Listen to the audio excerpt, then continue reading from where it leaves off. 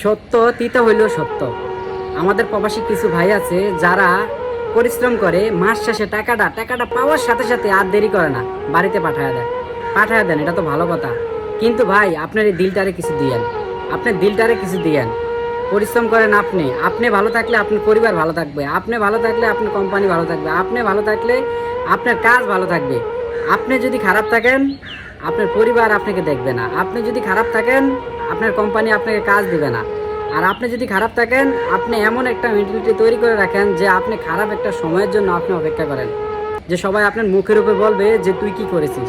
অর্থাৎ সবার আগে নিজের পাইরেসি আগে দেন, নিজের বডিটাকে আগে সেভ করেন, নিজেকে কিছু খাওয়ান। অর্থাৎ প্রবাসী ভাইরা আমার কথায় কষ্ট পাবেন না, আপনারা বেতনটা পাওয়ার সাথে সাথে বাড়িতে পাঠিয়ে দেন। কিন্তু যাদের জন্য পাঠান তারা কিন্তু তাদের চিন্তাটা সবার আগে করে, তারা কিন্তু ঠিকই খায়, তারা কিন্তু ঠিকই চলে, কোনো না কোনোভাবে তারা কিন্তু চলেই।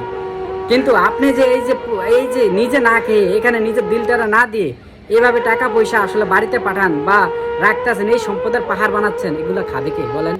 এক সময় তো আপনিও থাকবেন না, এই এই সম্পদ খাবে কে আপনার? তাই বলি ইনকাম করুন, ঠিক আছে? নিজে আগে নিজের দিলটাকে আগে দেন।